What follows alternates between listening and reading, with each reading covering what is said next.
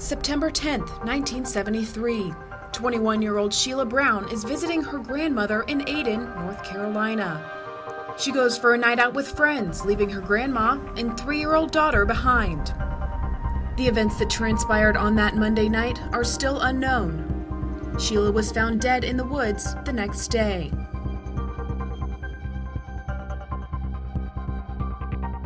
Tire tracks, drag marks, and a pile of clothes led authorities to her body. Brown was found in what investigators say was a grotesque and unnatural position, with her legs positioned apart. Her shirt pushed up, leaving her chest exposed, the rest of her body unclothed. Leading investigators suspected foul play in her death. The case was opened as a rape murder, but closed within a week as a natural cause death. Brown's family and friends suspected something wasn't right. Sheila Brown was found deceased in a wooded area off the Pleasant Plain Road in Ayden. And then, less than a week later, this file showed that the case was closed out as natural causes. And that just did not fly. It was not possible.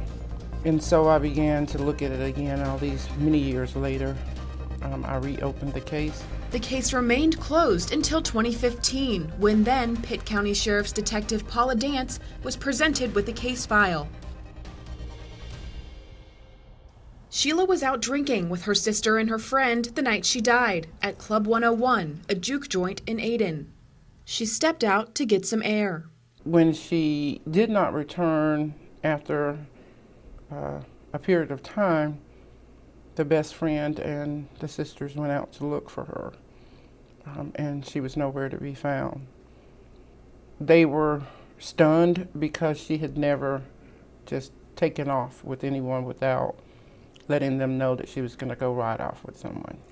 The next afternoon, September 11th, 1973, the Pitt County Sheriff's Office received a call of a body found off Pleasant Plain Road in Ayden. After establishing a crime scene, taking photos of the evidence, and beginning an investigation, an autopsy was ordered. There is an autopsy report in here, and the original pathologist is still alive, and I did have a conversation with him. He also has his notes and did not, or was not given the sufficient information to have probably made some more decisions in how this body was autopsied. There was no swabs for DNA, checking for evidence that were done, and those type things. The autopsy basically was unable to give a determination as to the cause of death, but it certainly did not say that she died of natural causes. But the case was closed. My grandmother used to come down here from New York every year and go to the police station. Have y'all found out who killed my daughter yet? They would tell her no, the case was labeled natural causes. Brown's family was told she died of cirrhosis of the liver, something Sheila's daughter Iris has a hard time believing. She wasn't sick, and they told me if she had cirrhosis of the liver, she would have been sick. My mother wasn't sick. They were angry because they knew she didn't have cirrhosis of the liver. And back then, you didn't question the police too much. You just didn't. In the 1970s, racial tension in Ayden was high. The Ku Klux Klan was still active. It was said that some white men would pick up young black girls and engage in sexual acts. I was told, I don't know how true it was back then, officers would pick up young black girls and make them ride with them. This, along with the abrupt and controversial closing of the case, has Iris and many others believing law enforcement could have been involved. Amazingly, most of the people say that their conversations and information led them to believe that the person who perpetrated this case, or this crime, this person could somehow be related in the law enforcement field. I feel like the police were involved. Some policemen, I'm not going to say all of them, some policemen was corrupt, and he just got away with murder. Sheriff Dance located the lead investigating officer in this case from 1973. We've chosen to leave his name out of this report.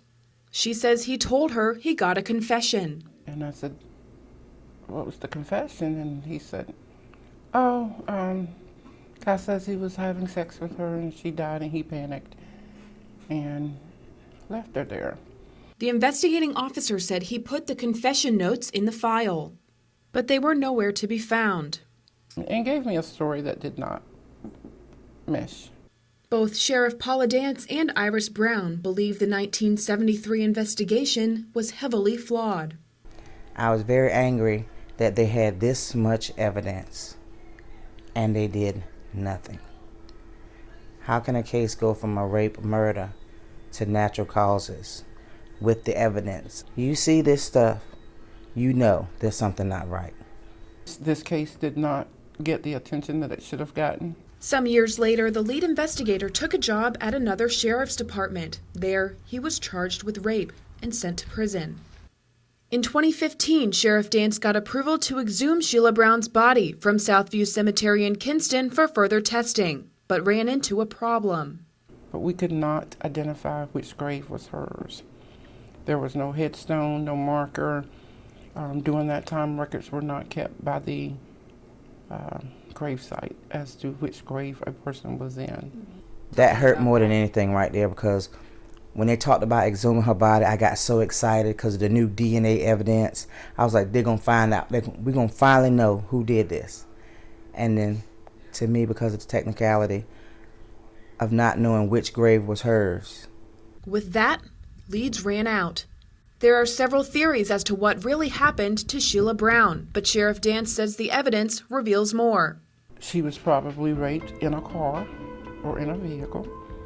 There are tire tracks that were there that would substantiate that. The drag marks from when she was dragged from the car would be consistent with a person who was either unconscious or deceased at that time, because there was no interruption in the drag marks of the legs or the feet. If you get sick and fall dead, you're not going to take off your clothes and be positioned the way that my mother was positioned to die. I mean, that doesn't add up. The case is still open, and it will remain open until Sheila Brown's family and friends get the answers they've been waiting for. It's been 46 years now. It's time for the truth to come out. I deserve to know exactly what happened to my mother. I need closure. In Aden, Katie Augustine, 9 on Your Side.